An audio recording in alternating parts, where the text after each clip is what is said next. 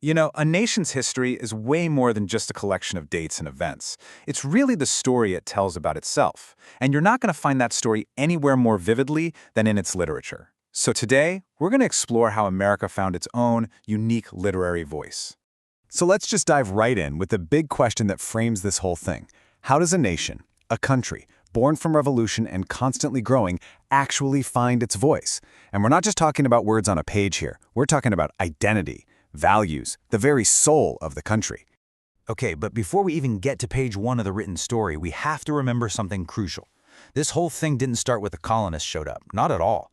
The continent was already buzzing with the voices of hundreds of distinct tribal cultures, and each one had its own incredible oral traditions, myths, legends, songs. These were the first American literatures. But then, of course, the Europeans arrived, and with them came a whole new kind of writing. This first chapter of what we now call American literature, well, it wasn't really all that American. It was mostly just an echo of what was happening back in Europe as people tried to make sense of a completely new and often pretty brutal world. And who was leading the charge? The Puritans. Now, these folks weren't just settlers looking for land. They believed they were on a divine mission. They came here to build a city upon a hill, a perfect society governed by God's will. And their writing, that was their main tool for figuring out and carrying out that mission. And you really have to get this worldview to understand what they were writing. For the Puritans, literature was not for entertainment. No way! It was a deadly serious spiritual tool. Every poem, every sermon, every journal entry was seen through this one lens. Life is a constant spiritual battle, and your eternal soul is on the line. And when you look at the big names from this time, you see that focus everywhere. You've got Anne Bradstreet, the first published female poet in America. You have pastors like Edward Taylor and Michael Wigglesworth, whose poems and sermons were all about faith. And then you have these terrifying narratives like Mary Rowlandson's, which capture the brutal conflicts of colonial life. The one thing tying it all together was this intense religious purpose. But that intense religious focus, well, it wasn't going to last forever. A huge shift was coming. As we get into the 18th century, the American voice starts to morph from one of religious prayer to one of political revolution. Suddenly, literature becomes a weapon in the fight for independence. So what fueled this massive change? It was the American Enlightenment. The whole mindset shifted, away from just blind faith and towards reason and science, away from kings and monarchies and towards the idea of a representative government. It was like an intellectual earthquake, and it gave the colonies the philosophical backbone they needed to break away from England. And you can really see this whole shift in two key figures. On one hand, you have Benjamin Franklin. He's the calm, practical, rational guy who just is the Enlightenment ideal.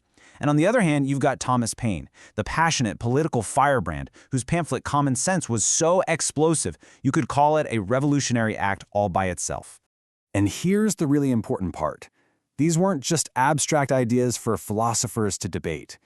Through the writing of this time, concepts like justice, liberty, and equality were hammered into something real.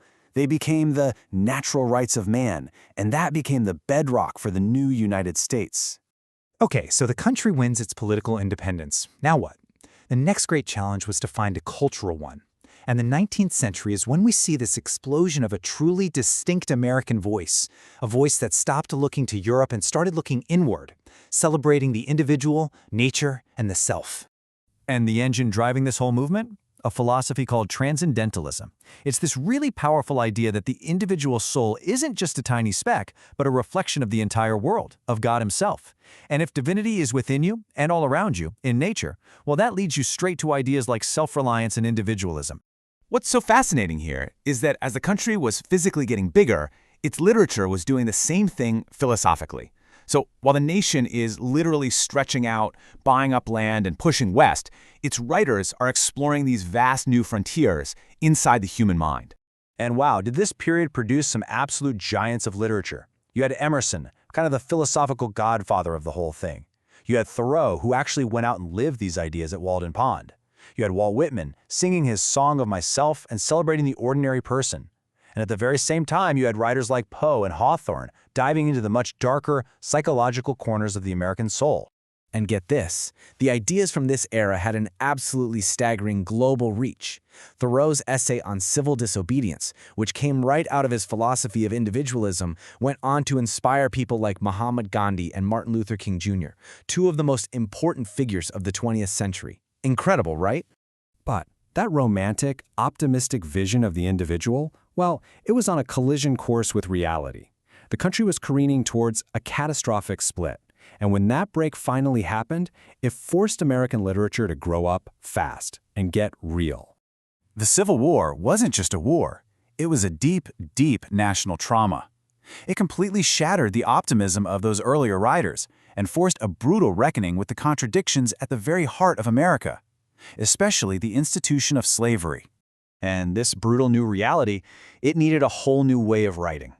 The old, idealized, emotional lens of Romanticism just didn't work anymore.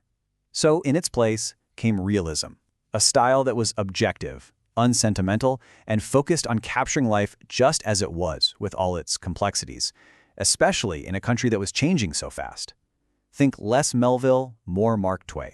And then, as if realism wasn't intense enough, it evolved into something even starker. Naturalism. This was like literature as a science experiment. It viewed the world as this cold, godless machine, and it focused on the brutal forces, biology, environment, that shaped the lives of the poor and the struggling. This is the world of authors like Stephen Crane and Jack London. All right, that brings us into the 20th century and our final act. America is now a world power, but that status came with a whole new set of traumas. 2 world wars, the Great Depression, breakneck industrialization. All of this just shattered the old ways of thinking, and literature got weird, radically experimental. I mean, just look at how fast things are changing now. You go from realism, which is about showing life as it is, to naturalism, which applies scientific ideas to that. But modernism, that was a whole different ballgame. It was about breaking the old forms of storytelling to pieces, to try and reflect a world that felt broken and fragmented itself. And the writers from this period, I mean, they're some of the most famous names you can think of. You hear about the lost generation, right? Writers who felt completely adrift after World War I. You've got T.S. Eliot capturing that feeling of brokenness in The Wasteland. You have Hemingway with his tough, clean prose that cut away all the illusions. You've got F. Scott Fitzgerald chronicling the dizzying highs and empty soul of the Jazz Age, and John Steinbeck giving a voice to the victims of the Great Depression. So here's the bottom line. All these strange new styles, the fragmented poems, the disjointed narratives, they weren't just artists being weird for the sake of being weird. They were desperately trying to invent a new language, a new way to tell stories, because the old ways just couldn't make sense of the chaos and anxiety of the modern world. And that brings us right back to where we started. We've watched the American voice transform from a prayer to a political pamphlet to a song about the self to a broken modern poem. And it leaves us with one last, really big question to think about. If literature is the story a nation tells about itself, what story is America writing right now?